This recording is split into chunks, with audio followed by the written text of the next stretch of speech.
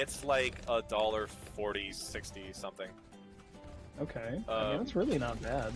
Yeah, and then, like, you're basically making more brownies than you would have bought for $4. You're making, like, a whole dish of them for $2. So I'm like, okay, word. And then we did that, and then we watched Vox Machina, so... Okay. Alright, nice. Which is, like, everyone's, like, favorite show. So I'm like, okay, cool. I'm in with the cool kids now. I watch Vox Machina. Hooray. Dude, I'm so proud of you. I'm so proud of you. Right? So... I think I just binged the Harry Potter movies with Jill over the past week. And it had been... I think it had been since they came out that I had watched them.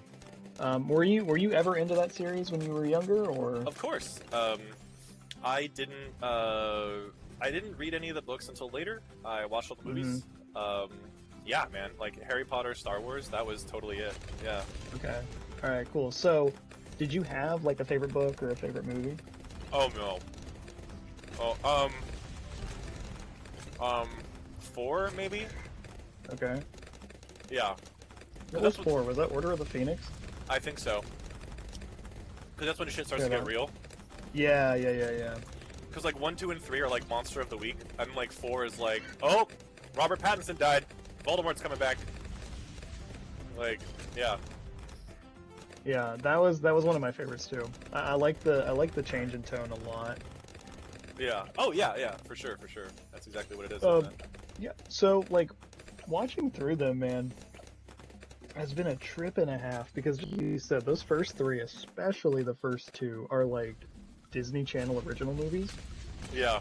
And like, you got the old Dumbledore who was like a great actor, but he also was a Disney Channel original Dumbledore. Love this. R.I.P. But yeah, they were, man, really, really good. And if you like kind of, if you know how the books go and everything, it's insane to see like how much foresight like Rowling had in those books. Because like even watching the first one or the second one and knowing that like Harry killed a Horcrux with the basilisk tooth. Yeah. Like it's nuts like how well she planned that. Yeah. No, for sure. That was such a different time of fantasy too. Like, because like that was when like Charlie Bone and the Spiderwick Chronicles and Warrior Cats were like really big for like the first time. Warrior Cats. yeah.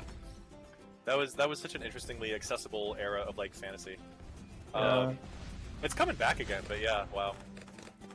Dude, so were you into the Warrior Cats books at all? I wasn't, but I never hated them. I always saw them, and other people would read them, and I'm like, yeah. It's weird. There's like a lot of things that I never really hated, but I just never really liked.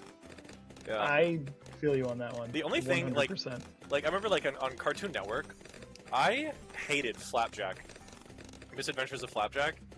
I'm like, this show looks so bad. But then, like, I never got into that one. Yeah. But then people really, really liked Steven Universe. And I was like, you know what? I don't hate Like, I've seen, like, clips of Steven Universe. And I'm like, this looks fine. This looks whatever. Like, I'm like, I don't hate this. I don't have a visceral reaction to this as much as I do, like, Flapjack. Yeah, you really, that was a pretty visceral one right there. Yeah. I guess I underestimated how much you hated that one. Okay, but like, what, were you a fan of, like, Grim Adventures of Billy and Mandy? I was. Okay. Yep. I'm really surprised you didn't like Flapjack. I didn't really like Adventure Time either. Adventure Time was just okay. Yeah. It was really overhyped. People love this shit out of Adventure Time. I'm like, whatever. I'll take Steven Universe any day over Adventure Time. Like. Okay, now what's really good is Smiling Friends. Oh yeah, with Psychic Pebbles, Zach Hadel or whatever, Adele. Mm-hmm. Yeah. Smiling Friends is probably one of the funniest shows I've watched in a long time. Yeah, because it does that thing where it's just so morbid and real. Because they're in some sort of weird anti-suicide prevention thing or something, and something pretty much. Like I think the first episode is them trying to get this dude Like this Yeah. this mom calls, and she's really old. And she's Yeah. like, could you help my son? He's going through something. And dude, I know what you're talking about. Yeah. Yeah. Oh my god. The one true blue would know. The one true blue. So, like, my goodness, goober smooches. What's up, dog?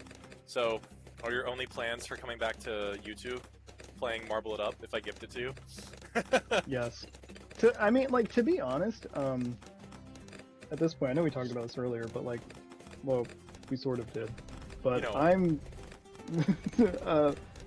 my trajectory in life is so different than what I thought it would be, like, 2 years ago. Because, and I don't think I told you this, but, I write food reviews for a paper now. What? So, yeah. No Yeah. way! Oh, that's crazy! Yeah. That's so cool. Yeah, so I cold emailed a local paper, and I was like, hey, do you guys need any writers?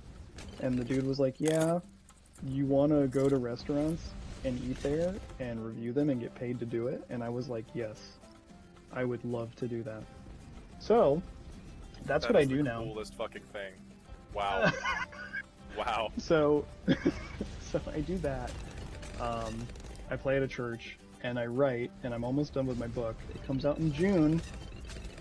Really close. So I think like a little like chilled, I don't know, like harken throwback of a Let's Play back when YouTube was not just like clickbait. Well, it wasn't really clickbaity back then, but maybe less screamy in a sense. At least my old content was really screamy. Yeah. But Oh yeah, I'm like too the old for that now. well, like about I mean, around the time that you and I connected for the first time, like 2 or 3 years ago, I was actually having a bit of a renaissance of watching your Tetrix parkour videos. Yeah. Yeah. Yeah, those are something. Dude, so I got a story about that book. Are you ready for this? What book? My book. Oh. Ooh, yes. And then, yeah, absolutely. Go on. Okay, so it was in April, like kind of near the end of April. I was on Kindle, and I was like making my author page, and I was like going through the process of like getting a book ready and like figuring out like, okay, what do I do here? What do I do with this? And so I'm in the Kindle Create thing, like making the name of the book and all that stuff, and I'm like checking it, I'm checking prices, and I'm like, okay, so like you can do this, you can upload this, you can do genres, you can do all that stuff. And I was like, okay, my book won't be done for a few months, but I want to get a head start on it to know how all this crap works. Oh wow. And I Yeah. accidentally hit publish instead of save draft. Oh. And I had set a pre-order thing for June 9th. And it goes through, and I'm like, oh frick, I didn't mean to do that. And so I contact Amazon, and I'm like, hey, can we stop this? And they're like, no, we can't. And I'm like, are you serious? And they're like, yeah, when it comes back, if they decline you, then you can redo all of it. And I was like, okay. And I'm like, are they going to decline me? Because I didn't even upload a manuscript. Yeah. And they're like, maybe. And it comes back, and they approved it. And I was like, yo, what the fuck? And so I contact them again, and I'm like, hey, can I get this removed? And they're like, absolutely, we can remove this for you, but just so you know, you can't use the pre-order function for an entire year if you delete this. And I'm like, a year? So I was like, okay, I gotta push forward. So I've been like really editing and writing for the past like month, trying to get it ready for June.